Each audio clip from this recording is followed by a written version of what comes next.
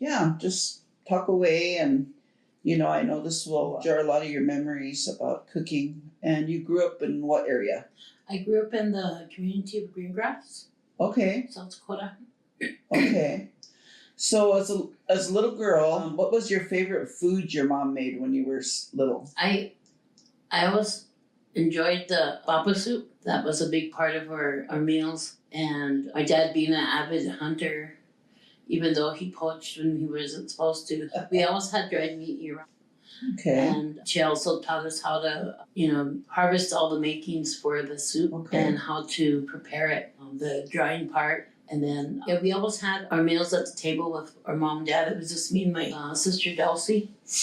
And but we helped mother prepare everything. The meals, I think I was about 6 years old when I can remember starting to help mom do things in the kitchen. Okay, so what was your recipe for papa soup? Dried meat and dried corn, dried squash, and wild turnips.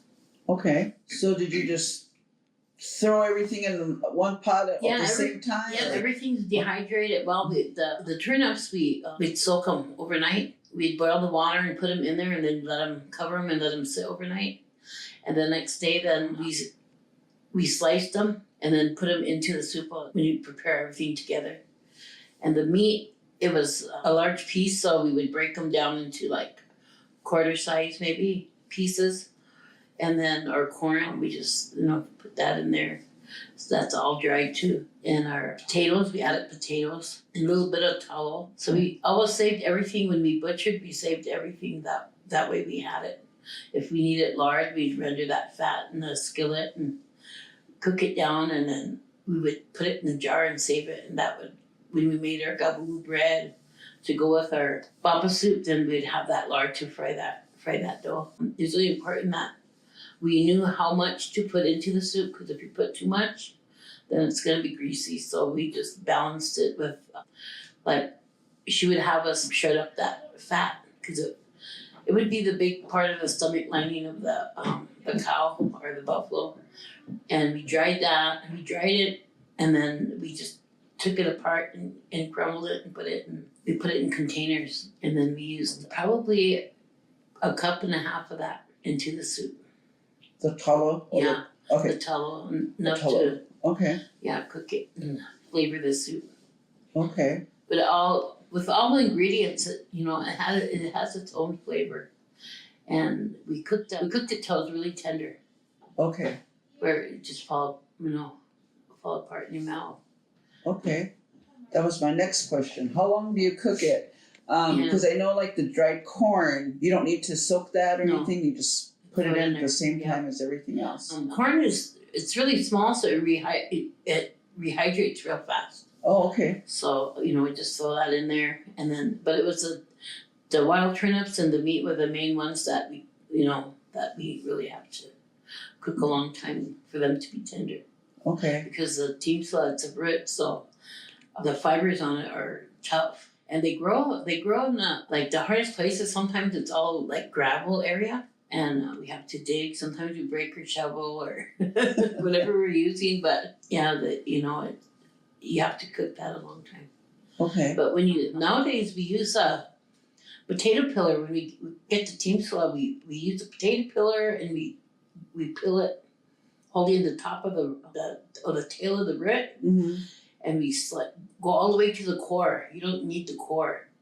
So you do all the way to the core, and then you just let them dry, and they look like little wood chips. But that's even a better way now, because you just need a couple of handfuls on your soup. Okay. And with the corn, I would put like 3 cups of corn in there. Okay. It doesn't seem like a lot, but it is. Okay. I just recently I tried a dozen corn to see how much, because people ask me, So I tried a dozen corn, and it came out to 1.5 gallons after it dried. So that's a lot of corn. So you just, you can use 2 cups or 3 cups, but I like a lot of corn, so I put 3 in mine. As you're making the quantity, it just depends on, how much you're cooking for. I can give you a recipe for 4 people. I give you a recipe for 1,000. Okay. Okay. What is gaboo bread? So gaboo bread is, my grandma taught me how to make bread when I was 8 years old. She said, you're becoming a woman now. So she said, you got to start doing things And so I started watching her. And I think I was 13 when I made my first dough. But it was a yeast dough, the first dough I made, but the bread dough, it's a baking powder. Baking powder, it's flour, powdered milk, a little bit of salt and sugar, and your flour, baking powder, powdered milk, and I add a little bit of oil because you're gonna put it in the skillet to fry. So just to give it a little more softness, I add like maybe 3 tablespoons of oil to a small dough, and then I mix it all up. And I use warm water. Warm water, it helps the salt and the sugar activate the baking powder and the powdered milk. Add all those first, and then you add your flour slowly. And you make sure when you first add all the ingredients, make sure your powdered milk is dissolved. There's little lumps, but you whip it up good, and then it starts to like get foamy. And then I just start gradually. I add my oil, and then I start adding my flour until it forms a dough. And you don't want to knead it too much where it's going to be hard. Yeah. You knead it where it's soft. And I always test it with my fingers. If I go like this, if it sticks, then I add more flour. But I don't knead it too much. And then I just make little balls about like this big. And then I flatten them out to about this round. And then I render my fat, and then I fry it. Or if I have it already, then I just about 3 tablespoons of oil. Okay. And like a medium heat. You don't want it too high because it'll burn. And you want that dough to cook. And when you put it in the skillet, you have to cover it. That way it fluffs. And that heat is, when you have it contained in the skillet, then it rises and it cooks evenly. And I put it in there for about like maybe 4 minutes. And then I turn it over. And then I add a little bit more oil if we need it. I go around the edges because it will absorb inward. And I cover it again. And I just let it cook for another. So it's about 8 to 10 minutes for it to cook. If you have it on low heat, it's longer. You like 5 minutes on each side.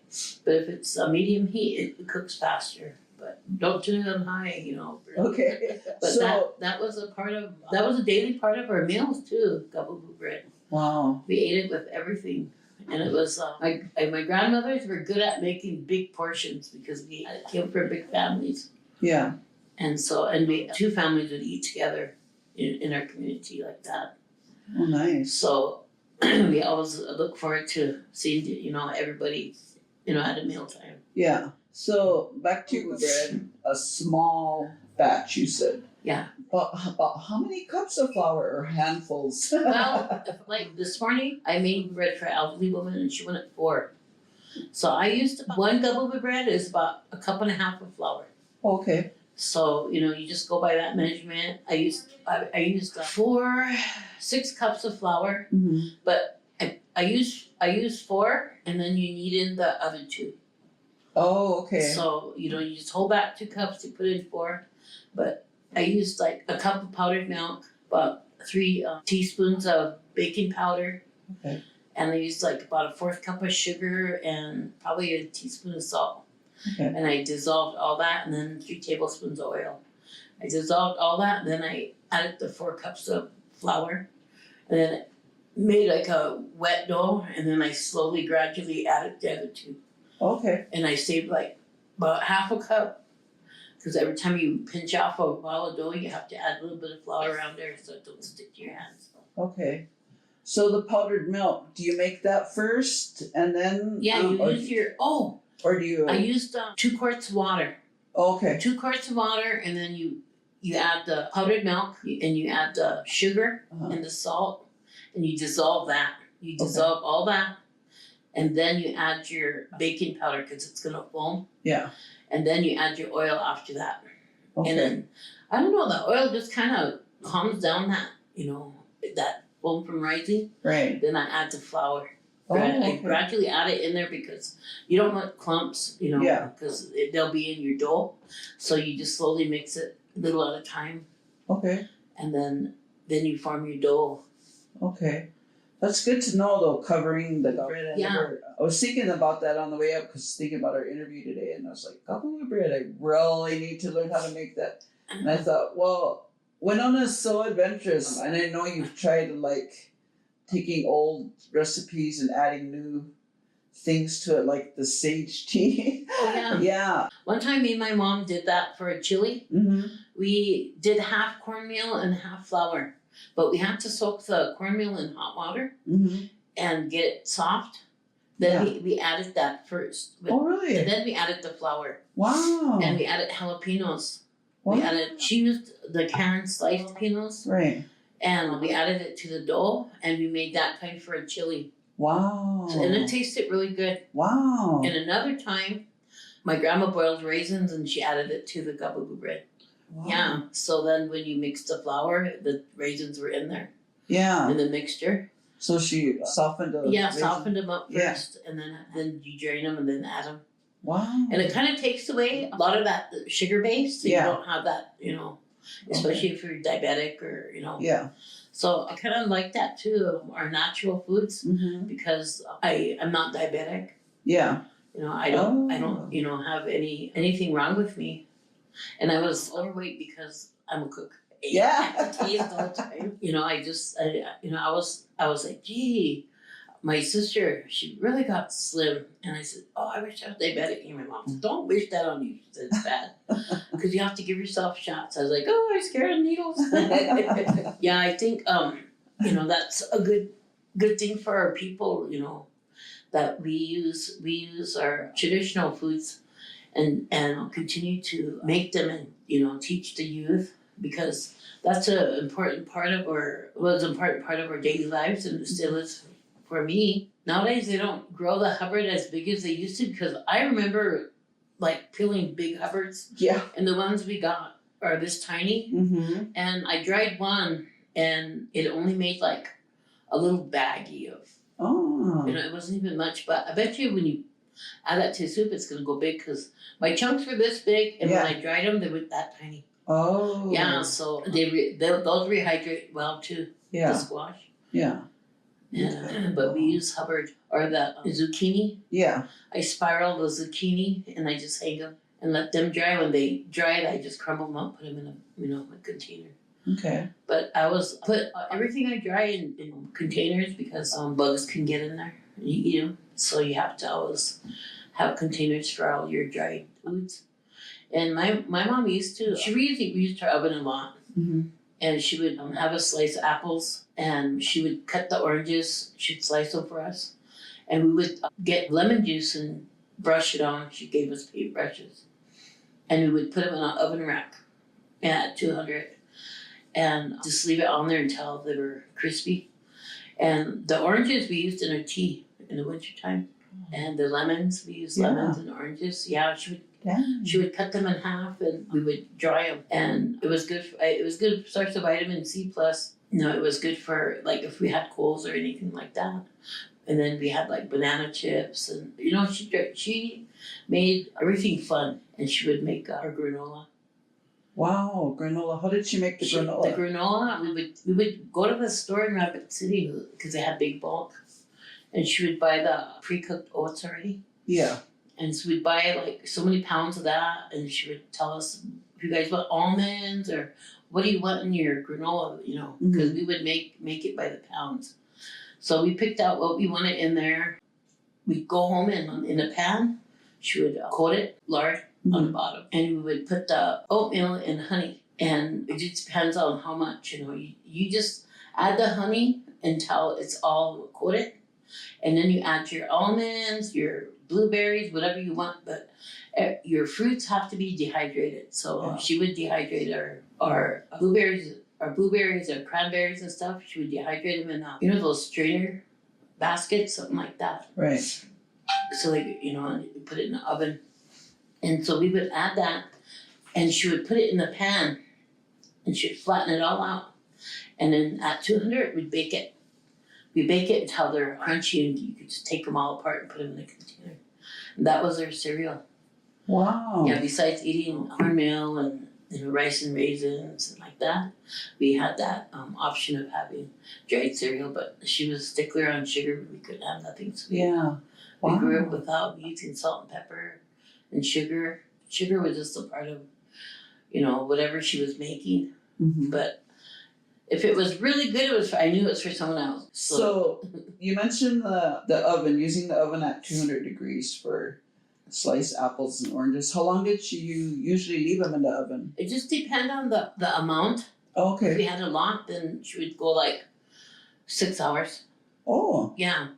And if it's a small quantity, like if it's the small berries, then it's 3 hours. They dehydrate real fast. Wow. Yeah. Wow. So it just depends on the quantity and like the bananas and the apples and the oranges and the lemons and that kind of stuff. It would be 6 hours. Okay. Wow, that's so resourceful. Yeah. I mean, today they have the fancy dehydrators and all of that, but you can actually just use your own. And they're so expensive. Oh no, you know what you could use too? I was showing my daughter this summer because her other half has a garage and he has a lot of cars that he's fixing. Mm-hmm. So we took it upon ourselves and we did the team sila and we put them on pans. We used those baking sheets. We put them on pans and the team sila and we put them on the dashboard.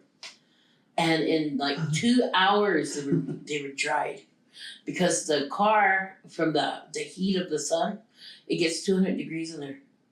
Wow. So I actually think that it was 3 hours because we did it. We went like 6 in the morning and we came back by 10 o'clock and then we got that done by 11 maybe. Yeah, 11. Then we left them in at 11, 12, 1, 2. Yeah, about 2 o'clock we went back and checked on them and they were all dry. Baking cookies and stuff like that. You can use the dashboard of your car. Just put them on your cookie sheet and dash and make sure everything's closed, the windows and stuff. Right. And your cookies will bake by the time you do that 10 o'clock. By the time supper time or 4 o'clock around there, you go back out there, your cookies are done. Wow. And they won't burn. That's true. That's true. Wow. Next summer I'm gonna try that. Yeah, try it. There's still a few hot days here left, but yeah.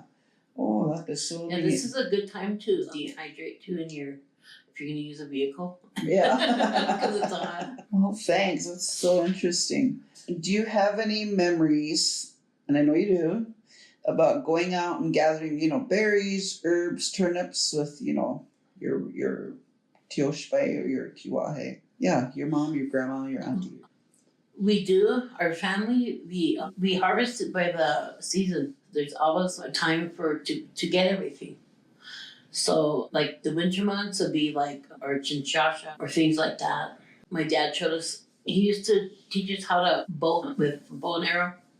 So we would go and pick these rocks, certain rocks at the river that we chip away and make arrowheads. And then the willow we would cut from the river after the leaves fall. Then we get the straightest little willows like this. They're right about this high. And we skin them. We skin them and we just tie them up, hang them behind the wood stove. And that heat from the wood stove would harden them. And they would be just really hard and straight. And then we'd work on because he would get shields and stuff, so we'd have feathers. And he taught us how to make our arrows using sinew, rawhide. He would wet it, and he would make the sinew. He would use the strings and take it apart, and then in like thread, and so we'd soak them, and then that's how we wrapped them. We would cut slits in there and put the arrowhead on there, and then we would wrap them. But he also says if you're gonna kill something, you have to use it. You have to use all of it. So if it was a rabbit, then my mom was gonna make baby moccasins with that hide. So they also taught us how to tan. That was a really important part. Nowadays, you could just go buy it at a commercial. But it's really resourceful when you pay attention. And I never thought of. Somebody asked me this question one time. They said, "Did your parents overwork you when you were little, so you know all this?" I said, "No. It was my mom and dad told us it wasn't about work or anything. It was about our way of life and how we were going to survive and how we're going to teach our families when we got older." My dad said, "You're going to be a good mother. You're going to do this and that. You do it right."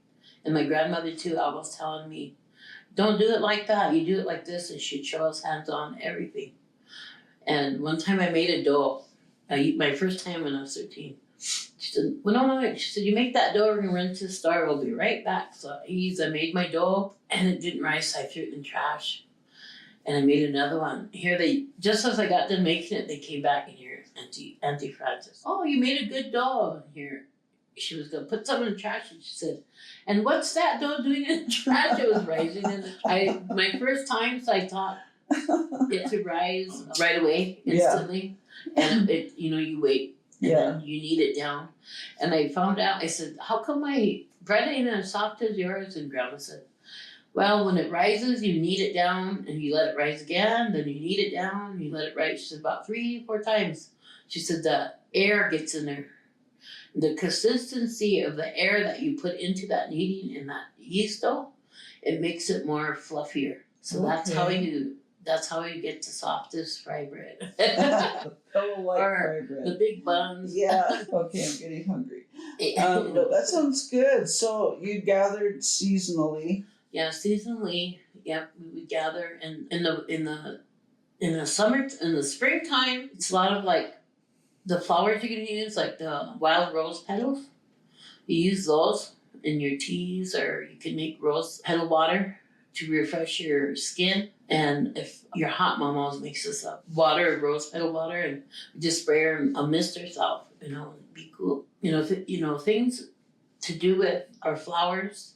And there's a lot of edibles out there. My Uncle Ivan, we went on a ride, and it was a ride to Badoti, Minnesota. And on that ride, Ivan and Orville, they showed us these flowers that we could eat along the way, and they taste sweet.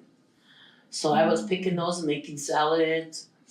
And then my grandmother, she showed us like wild cabbage, different things, plants to use in the milkweed plant, that leaves are wild cabbage. Like, that's what it tastes like to me. You put the stalk in there, but you don't eat the stalk. You just take the nutrients out of the stalk. Just making different vegetable soups.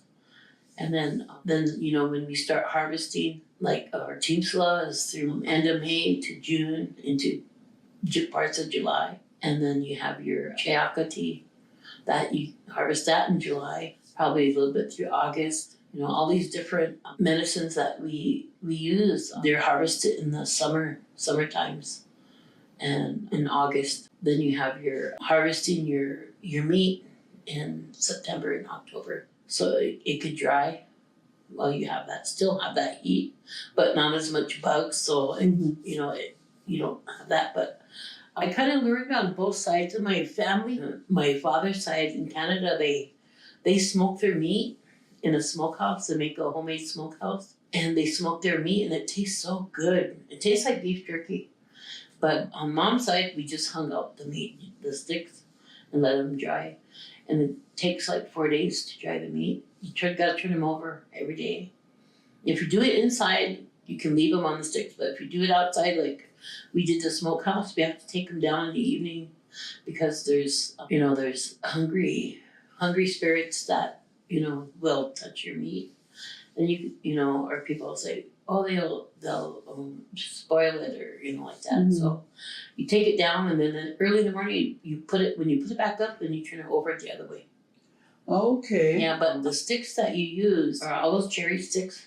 Okay. And then because that stick has flavor, and that's going to go into your meat. So then you don't want to use some kind of a wood that's going to make your meat taste different, unless it's hickory. I kind of experienced too with my smoking meat. I don't know if my aunt and them would get after me in Canada, but I bought this blend of hickory and applewood and mesquite, and they're wood pellets. And so when you use the old wood, that you get the old wood that's been laid there for years on the ground. It's still got the bark on there, but it's old. You use that, and you dig a little trench about this high, but probably about that long, and enough to lay that pole in there, and you start that one side on fire. And I use coals to get it going, and then I take the coals out just to get the wood going, and then I add my pellets to sprinkle them in there, and it just smokes, and you have your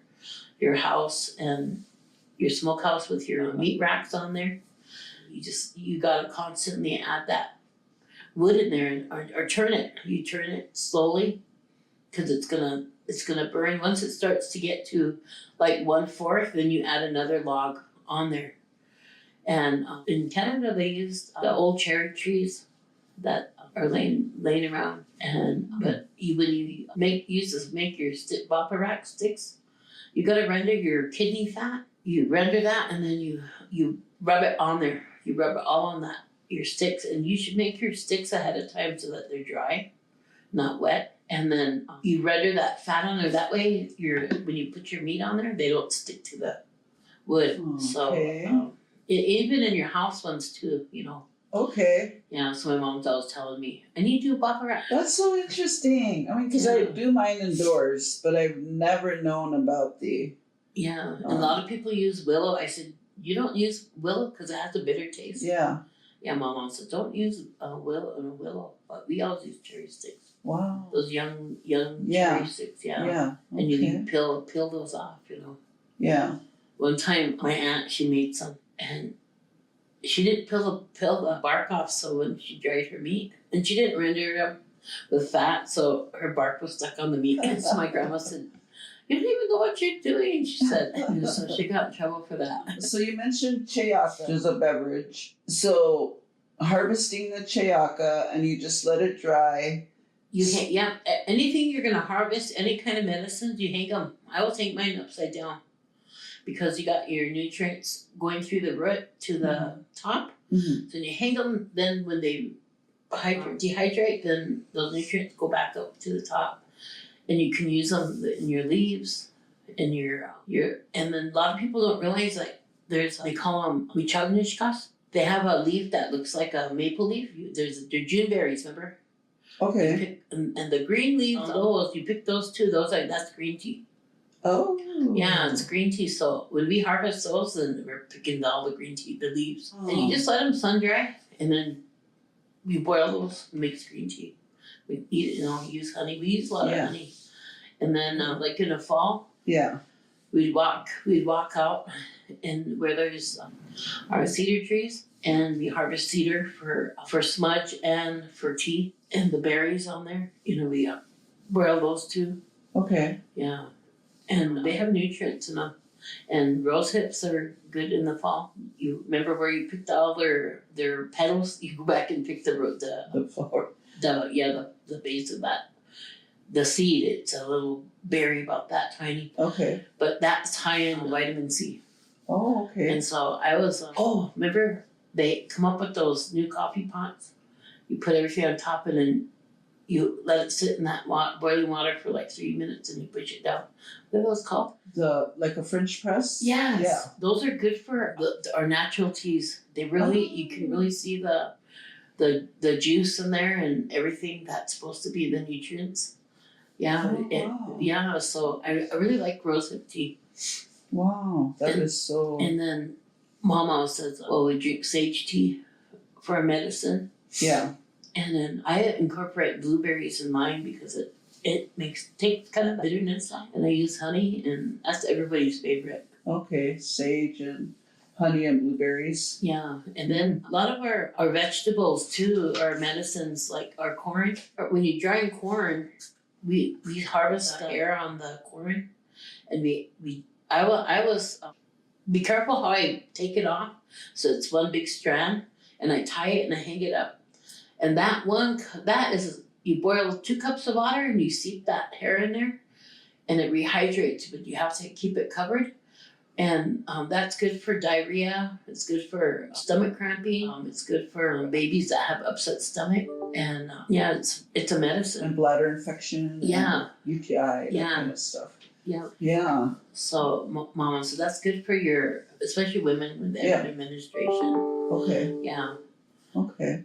And then, but your cedar tea. I found out the best cedar tea is the flat cedar. So I always have that mailed to me through my friends that live around that region in the East Coast or the West Coast.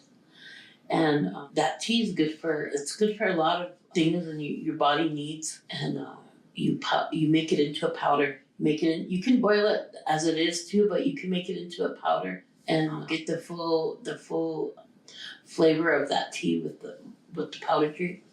You boil it, and then you strain it, whatever's big comes out there, but the rest of it, you consume it, and it's really use that cedar tea. and mullein that grows around the lake.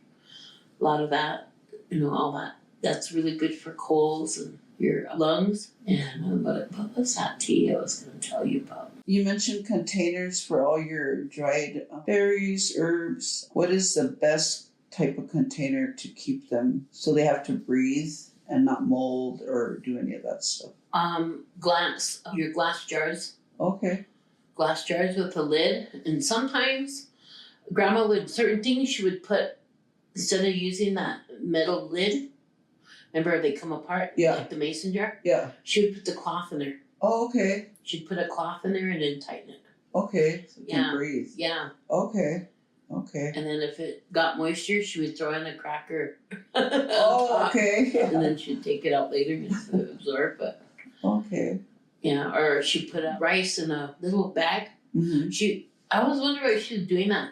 She would cut a circle and she would be sewing the et, and she'd put rice in her and she'd pull that string and tie it. And it would be a little rice bag and she would throw that, in the flour, in her containers, Oh. And it kept that rice absorbs any moisture. Okay. So that's a good thing to know too. Wow, it is definitely, especially if you're like me and 5 pounds of flour can last you all And year. and your brown sugar or like that. Yeah. Yeah, when you put it in the container, then make those little pouches and put them in there. Okay. That's what, it's good for that. Oh, that's really a good tip. Good kitchen tip. And I know you have changed, like the sage tea. You've added, berries, blueberries. Wasna anymore. We used to just add choke cherries, and now people are adding all kinds of stuff, and like different dried fruits. Yeah, I don't understand. I would never change the old way of making masna because it's a ceremonial food, so it shouldn't have been changed, but people are changing it. So how do you make wasna? Well, wasna, there's cornmeal and there's the dried meat. Now the dried meat, we pound it. We pound it until it's all pounded, and then we render the kidney fat. We use kidney fat, and you drizzle the fat on the meat until it's coated, and then you pound your choke cherries. Grandma had this old grinder, so we'd grind the choke cherries, and then we mix that in there.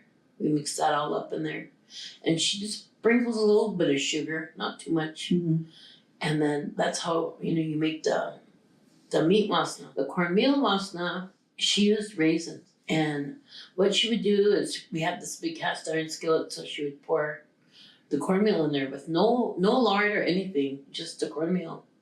And she would have us stir it with a wooden spoon. And we always used wooden spoons for everything. She's never like metal or anything. So we would stir it until that cornmeal, it kind of got toasted.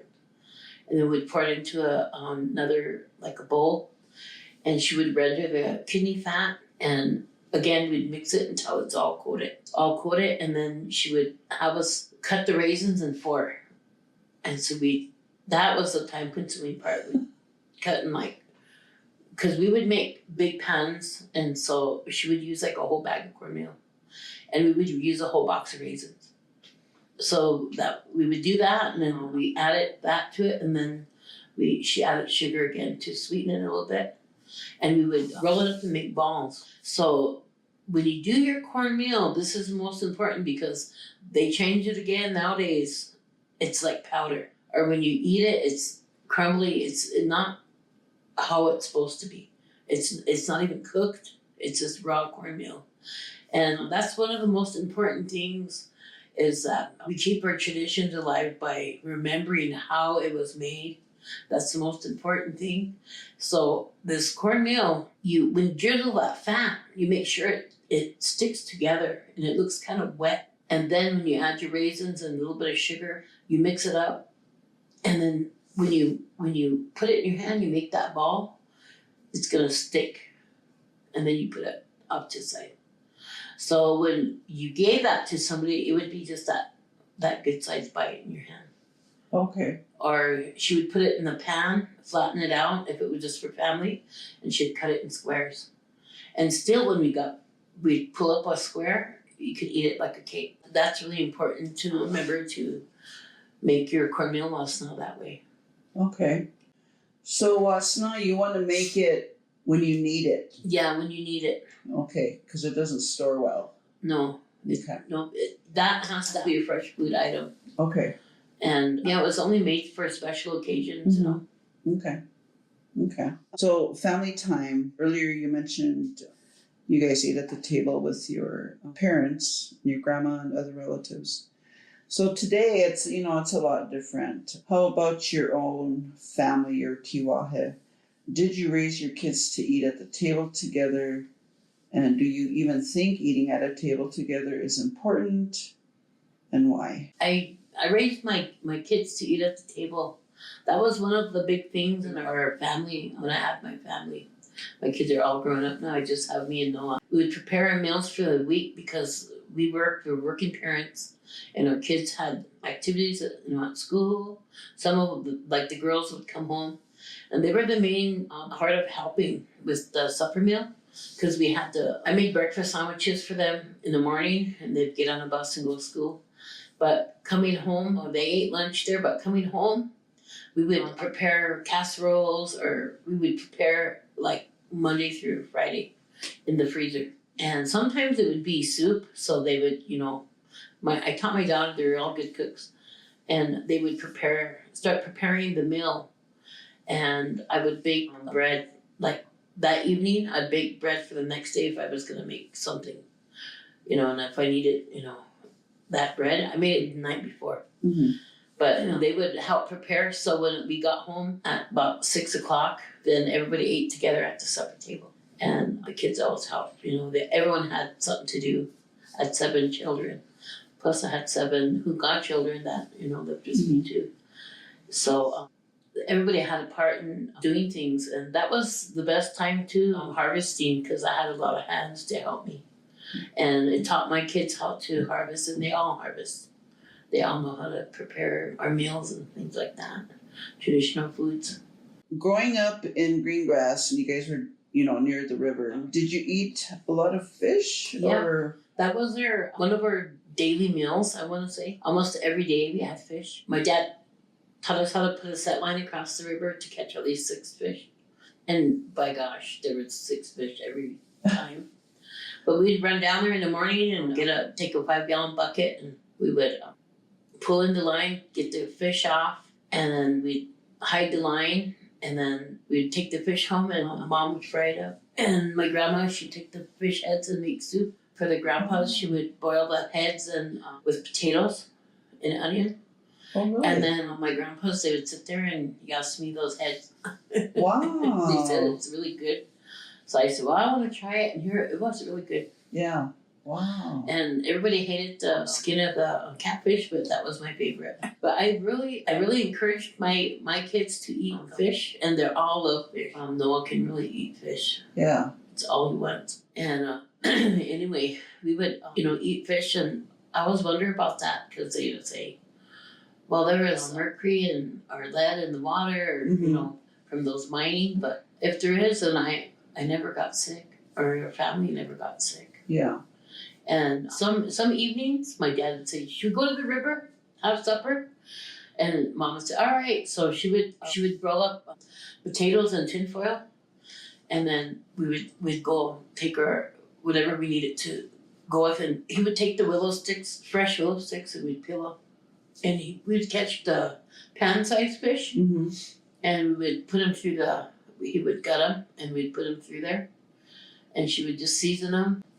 We'd stand them up by the fire, and we would have that fish, and she'd put the potatoes by the fire, and we would swim or whatever, and then we'd eat after. And so then eating fish, it was, it was really, I was excited to eat. Yeah. You mentioned rabbit. How did you eat your rabbit? We either roasted it, fried it. Mom would fry it. If we got a lot of rabbits, like maybe 4, she would fry it.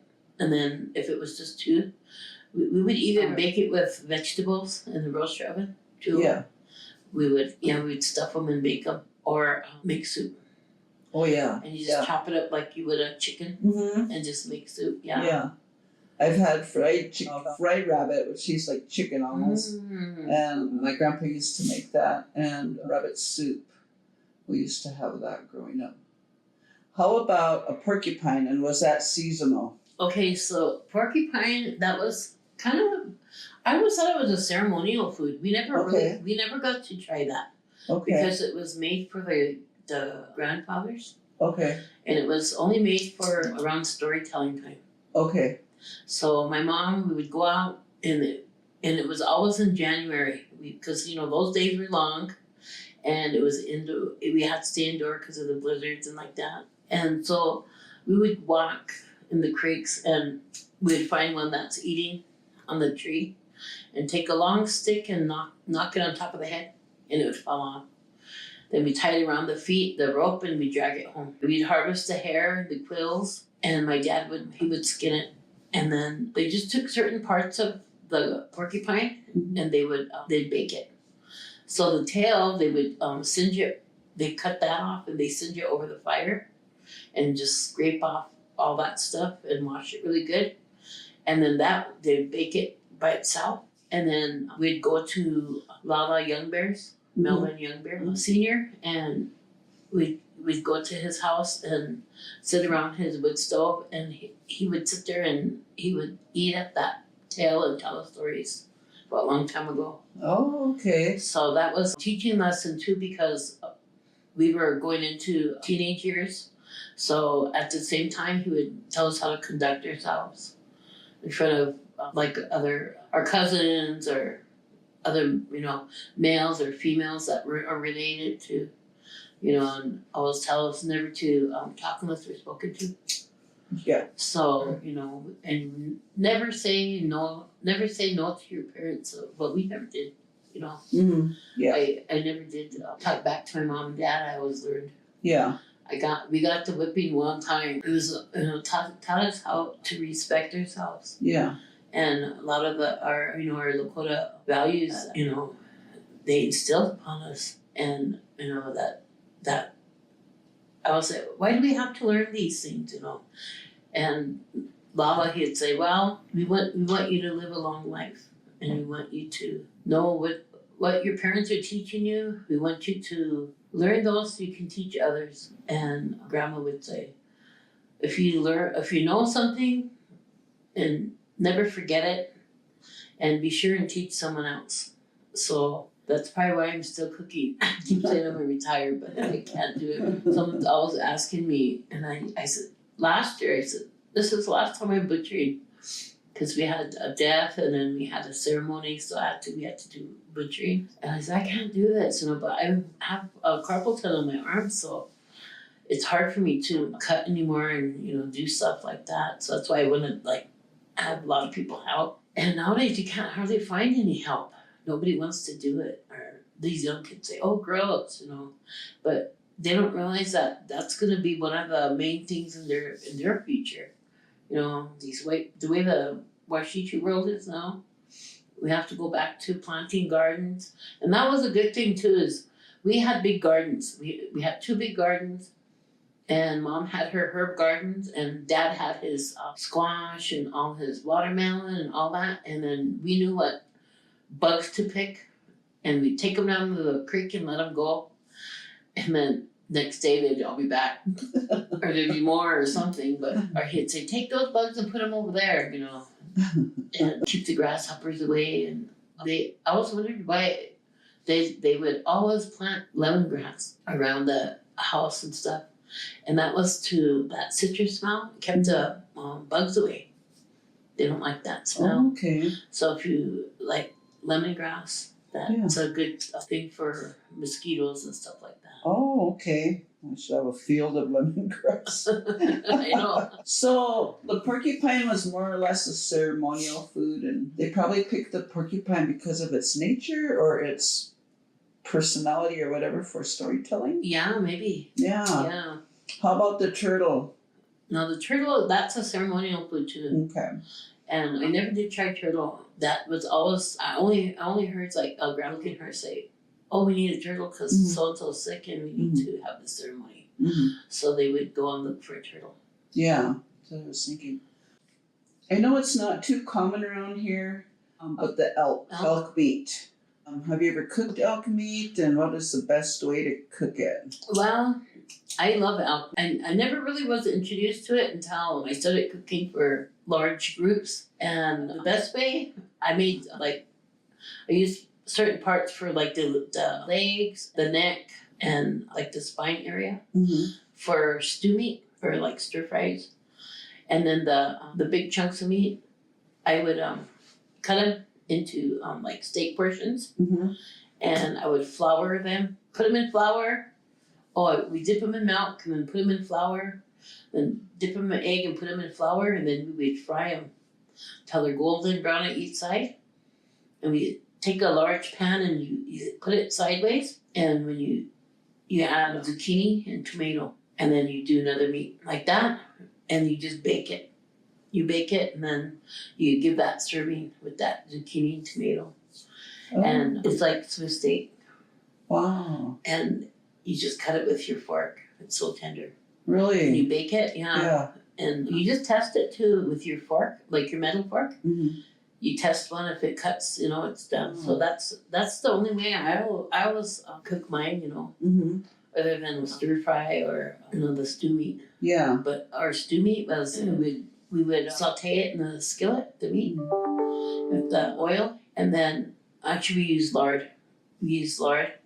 And then you take the flour and you add it in there and coat the meat.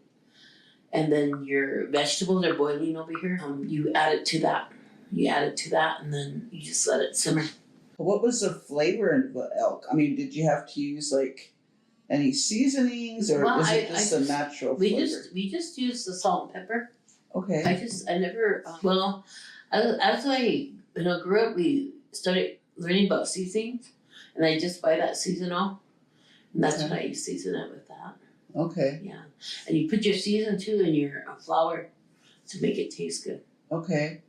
So growing up, did your mom and your grandmas, did they ever use any like store-bought seasonings, or did they use natural herbs and whatever to season the foods? That's a good one too. The one I was talking about was onion, the wild onion. Now, that was another reason why like our harvest time for the deer is in the fall, because they eat wild onions and things like that in the springtime.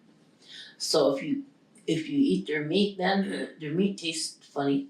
It doesn't, I don't know, it's probably all that, whatever they're eating. Right. And they don't get that, just the grass and stuff in the summertime. So then in the fall, we get their good meat. But wild onions grow everywhere. And Grandma had us with a spoon, and we'd go and pick wild onions. And she would tie them up and dry them. And then when they dried, she would twist off the root and have us crush them into like flakes. Okay. And then that was the seasoning for the soup. That was the seasoning for the meat, and the salt and pepper. Wow. Yeah. Yeah, because we never season our foods like, the outside seasons their foods with, they got everything, every kind of seasoning possible. But I've always just used my foods to complement each other, like roast vegetables. I don't put seasoning other than salt and pepper. Yeah. But just the natural flavors. Tastes so good. One last thing is, and I know you've cooked this, bispisa, the prairie dog. Oh yeah, that's my favorite. Okay, I was going to ask you what your favorite was. That's my favorite. When we were growing up, our family, Higo family was a large family in Greengrass, and we would eat with the looking horses. And so then my dad and a couple of my uncles would go out and they'd lay on the prairie dog flat. I swear they bring home like 60 of them. And I don't know where they got those rebars, but Grandpa Stanley and them had those big long rebars, probably as long as this ball. But they would put those, about 8 of them on there, maybe. Mm-hmm. And they had a long fire and they'd roast them. And they had like 4 rebars, so the boys would sit on each end and turn them. When they get done, they'd chuck them into a big wash tub and then had water in it. And then the grandmas would scrub them. And then as they scrubbed them clean, they'd put them into the big pot of boiling, soup where it's potatoes and sweet corn, and that's how how we had our soup. Okay. And they just, I don't even know if we ever had salt in there or not. But it tastes so good, just that alone. Okay. Are they a stringy meat or? No, it's like almost like chicken. Oh, okay. Yeah, it tastes really good. It tastes better than chicken. Oh, I know what else. The prairie chicken. Oh, those are really good too. You got the little speckled ones, the little speckled birds, and then my one of my grandmas, she had one of those fans or the wing, and she beaded it, and she had it on leather, and it was beaded, and it had a clip on her. She had it on her side all the time on her apron, and that's what she dusted off the tables, make something. She had that little fan. I always wanted to make it, never did. But anyway, she'd throw flour and she would dust it with that fan all over. So we throw our dough on there, roll it out. Prairie chicken, we always stuffed it with rice and vegetables. And you'd have, those ones are small, like almost like Cornish hens. So if they're going to get some, they'd have to get a lot. But that was called the pheasant. Yeah. Because every time we was driving back to Greengrass, we'd hit one of those birds, and Grandma would say, "Stop, get it!" And we'd take it home, and we would clean them. She'd boil water, and we'd blanch them, and then we'd pull off all the feathers, and that's how we saved a lot of those feathers too. She'd just boil them and throw rice in there, and onions, and and if there's egg sacs, throw that in there too. Really? Yeah. And you would eat. And it's like eating an egg, but soft. There's just no shell on there, Right. But she would boil the whole thing. She'd really scrub their feet too, because those elderly like to gnaw on those feet. Really? And I never knew this, but this one doctor, he told me, because I told him my knees were bad and I didn't have no cartilage, in my knees from doing a test. And he said, eat a lot of chicken feet and a lot of the joints off the chicken bone. He said that collagen and stuff will go back into your body. Wow. He said that's how, he was like 89 and he was going down to south of Mexico. He was going to go on vacation and go hiking. And he's like 89 years old. Like, wow. Wow. But he told me that. He said, eat a lot of chicken feet. Yeah, awesome. But, that's, that I grew up on wild game. So I have a taste for it, and I still cook prairie dogs and stuff for my parents. They still like things like that. Yeah. But our delicacy is tripe. The tripe. Oh yeah. I like to. If we make soup with tripe, we cut them into bite-sized pieces. So then when we don't eat it up, I pour out the soup and I strain the tripe and rinse it in cold water, and then I put it in a container. And the next morning, I throw flour, salt, and pepper in there, and I mix it up. I coat those tunica, and then I just fry it in a skillet. Wow. And it has that coating, but it really tastes good. I learned, how to cook organs all kinds of ways. Yeah. Grandma used to have us blow up the large intestine, and we would tie one end and blow it up like a balloon, and then tie it, and then we'd hang it in the sun. And she would say, go out there and, make sure there's no bugs get on there. Yeah. But they dry fast. Because it would be hot and windy or something, and it dried fast, and they would get really dry, and she would take them back and just hang them in the house. And I don't know, sometimes she would take the small intestine and she'd have us turn them inside out.